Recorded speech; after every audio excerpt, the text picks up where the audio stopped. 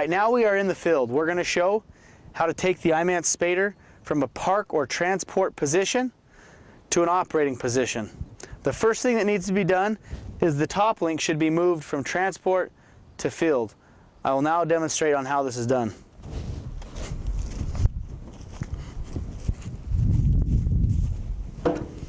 Currently the top link is in the center fixed position. It should be in the top slide position, which will allow the weight of the rear roller to float on the ground. So we are going to remove the pressure.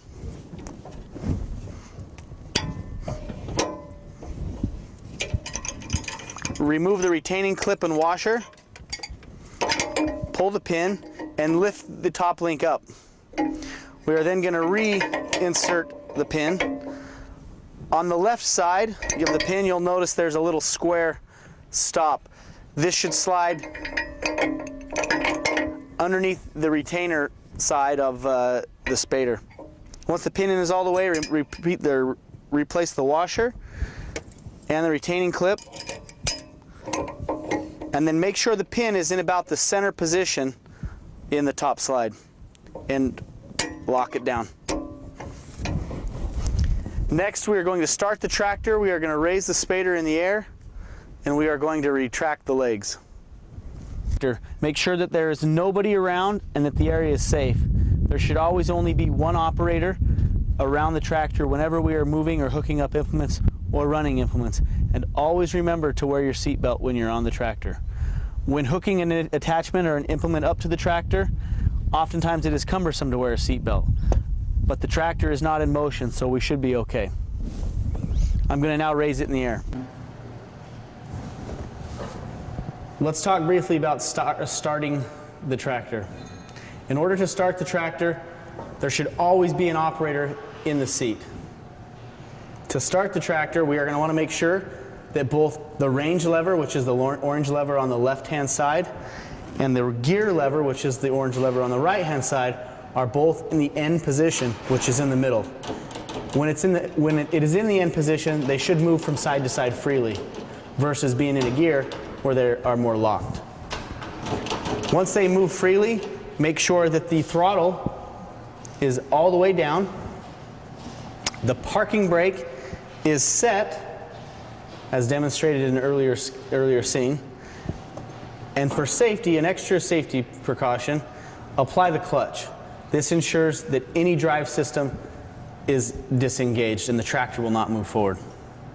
Once that is done, we can grab the key and turn it to the right.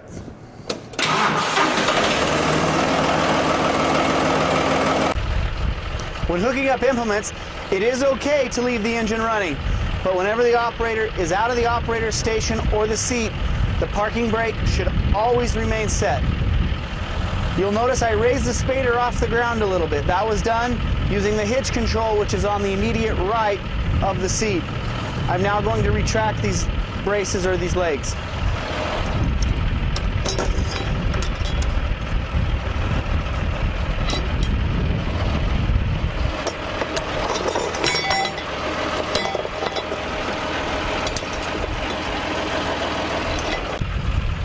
I have lowered the 3-point so that the Spader is barely touching the ground, as you can see. This will help us to have a less sharp angle on our drive line, and it'll last a lot longer. Once we mount the operator station to continue spading, or to start spading rather, we are going to do so by placing the tractor into range A and placing the gears into gear 2. This will give us a speed that should make the tractor speed to the Spader speed about the same. But it's all going to depend on the soil condition, and you will be able to tell as you run on the job that it's doing if we are in the right range and gear. Once the tractor is moving and the Spader is slowly being dropped into the soil, we can increase the RPM.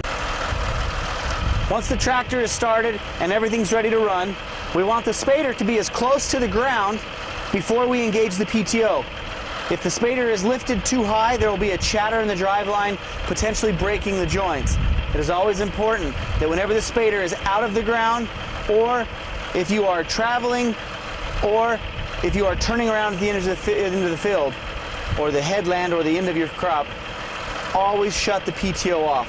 It should only be engaged when in the soil or immediately upon entering the soil. Also, when you're put the spader into the soil, you should operate at a range of A, gear 1, minimum throttle. Once the spader is put into the soil, we can then slowly idle up the engine until we find the desired speed. I will now demonstrate this.